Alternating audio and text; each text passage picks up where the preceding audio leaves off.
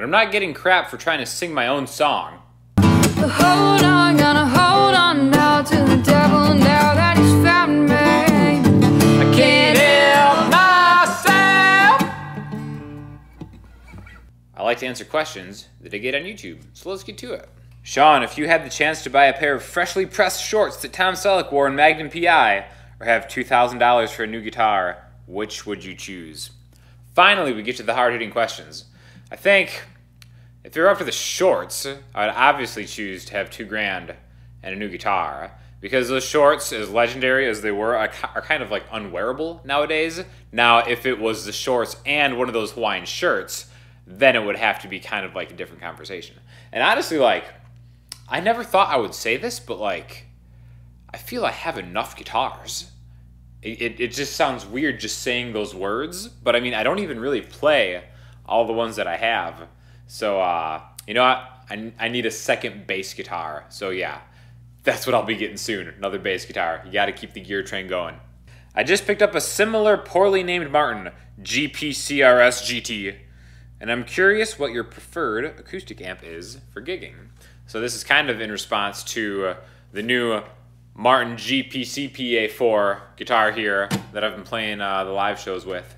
And actually, when it comes to gigging an acoustic amp, I totally prefer just like a Bose sound system. So for most of the stuff I do now, I use a Bose L1 Compact, and it sounds phenomenal. It sounds fantastic. I actually run it through a mixer, so I actually don't put reverb on it. I put like a real quick delay on it, and it just sounds fantastic. It sounds amazing. I've tried a bunch of the acoustic amps, the Fender amp, all that stuff. I think it sounds really cool, but you know, for the money, you might as well just kind of like get a full range PA system. And then if your guitar has good electronics, it's going to sound fantastic. I know some of the acoustic amps are really great for kind of flattering an acoustic guitar sound, but to me, the Bose systems just sound so full and so good that you can just plug it right in without a mixer. The L1 Compact even has the line in that it's supposed to have some kind of tone mesh thing specifically for an acoustic guitar. I think it sounds fantastic. It has worked really well for me. You know, I think it's like $900, so it's kind of pricey, but it plays gigs up to like, you know, 100 plus people, 100, 200 people. So I'm pretty happy with the Bose L1 Compact. I think it's fine. And again, for the money, full range PA, can't go wrong. Congratulations, Sean. 250K will be here before you know it. Rest in peace, Black Couch. Gone but not forgotten. So when I was going through all the intros, which took forever to compile, for the 100K subscriber special I posted, most of them are with the Black Couch from the earlier days. And I gotta admit, I kind of had like a rush of like nostalgia. Like I had some actual feelings for that couch that I just wasn't prepared to really reconcile. So yeah, rest in peace, Black Couch. I actually so that thing started falling apart, which is why I had to replace it with this gray couch, which is growing on me. But again, Black Couch is the OG. It was falling apart, it was disintegrating. My dad took it. I think it's at his place. I don't know. That thing has got to be like just shredded because he has cats and stuff too. So maybe I'll do like I'll go live and go investigate, revisit the Black Couch for old time's sake. But yeah, I was kind of surprised at how hard it hit me. The old Black Couch. You're right, gone but not forgotten. Hall or Oates? I'm not sure, but really whichever one this guy is, I'm pretty sure that's Oates, and doesn't get much better than that guy. Love him. Are you playing for yourself, or are you trying to teach? That's not fair. Why not move faster than you did?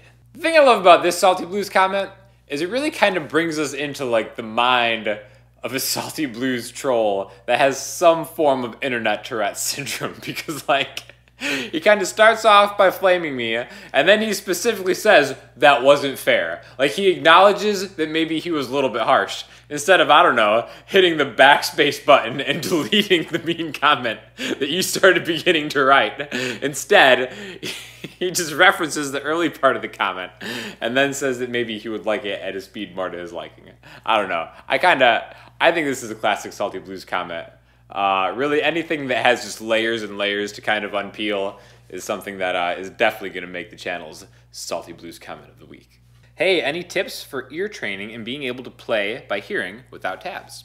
Awesome question. I think ear training is a difficult thing to find ways to practice sometimes. I think a lot of people will have those tone things. There's a lot of apps that'll like play a tone. You can kind of hear it and then, maybe try to like develop your pitch a little bit better. I'm actually a big fan of just putting on some kind of internet radio, maybe songs that are in the vein of music that you like in your genre, but that you haven't actually heard, so you're not familiar with them and you've never tried to learn them before. And then just start by trying to pick the root note out of what you're hearing. Okay? So whatever kind of genre it is, there's going to be some kind of underlying chord progression in there. And maybe your ear training can just start off by just trying to plug along on the root notes of when those chords are changing, almost kind of like a bass player might think. And then make the distinction from there. Once you kind of have the shell of the structure going on, determine if those chords behind it are either major or minor. Maybe start trying to cycle through different voicings. This is something that really helped me out immensely, especially with guitar playing, also with piano playing. And it is kind of like getting thrown into the fire situation, because a lot of times, depending on the genre of music and stuff, of course, too, the chords will switch. Maybe like the passage changes from like a verse to a pre-chorus or a chorus. So it's really kind of intellectually stimulating in a way that you're trying to really quickly figure out where those root notes are and maybe what the chord is behind it. But for me, that was like a really great thing to do. So whether you have like Apple Music or Spotify or even just Pandora or some kind of like YouTube playlist, my best advice is just to kind of like fire up something where you're going to have uninterrupted music and then just try to play along with it. And kind of resist the urge to maybe start soloing, because unless that's what you want to do, if you want to practice your soloing and try to get into like a shape, whether it's minor pentatonic, major scale, something like that, and then just solo around noodling with it, that's a cool way to practice too. But I think trying to track the root notes of what you're hearing, turn those root notes into chords, and then being able to learn a song on the fly is an invaluable experience that will definitely help your ear. That's something that I found has really worked for me, and I definitely urge you to try it. Sean, I wonder how you manage to perform your videos with so much projected energy, focus, and sense of purpose, and all in a much more personal and conversational way than do many online instructors, when you're presumably home alone in the extreme southeast corner of the country. Well, thank you so much for the fine compliment. And you know what? A lot of it has to do with the people at home who comment and kind of make this feel like a community, which I think is fantastic, and it definitely inspires me to upload as often as I do, which may be annoyingly so. But definitely, I mean, this is something that I have a passion for. I love doing it. I don't feel like it ever really truly burns me out. So as long as I have time to do it, I would always love to kind of share everything that I learn and am experiencing with the people. Also, special shout out to Starbucks cold brew coffee. Switching from regular iced coffee to cold brew has definitely upped my caffeine intake, and I feel I would be remiss to mention the iced double shot or the cold brews, place in basically getting these videos out into the world in a timely, focused, energetic manner.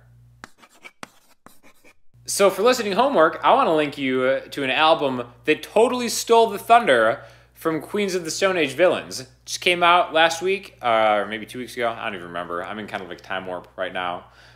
Villains is fantastic by Queens of the Stone Age. Everybody needs to check it out. Awesome album, top to the bottom. Just tasty, super tasty. But the thing that blows my mind is it wasn't even my favorite album released that week, considering Queens of the Stone Age is like one of my top 3 favorite bands ever. King Gizzard and the Lizard Wizard threw out some madness the other week, and they've been putting a lot of work out. I've kind of talked about them on the live streams a couple times. I'm going to link you to some of their new stuff. If you're a fan of Unknown Mortal Orchestra at all, UMO, I definitely think you'll dig this kind of new direction they've taken with this. I think it's just such a cool vibe for a band. Again, it kind of reminds me a lot of Unknown Mortal Orchestra, another band that you should check out that I've kind of featured on previous episodes. But definitely hit that link. Let me know what you guys think. And as always, if you have any questions or comments, hit me up in the comment section, Instagram, Twitter, or the website, and I will talk to you all soon. Thanks a lot.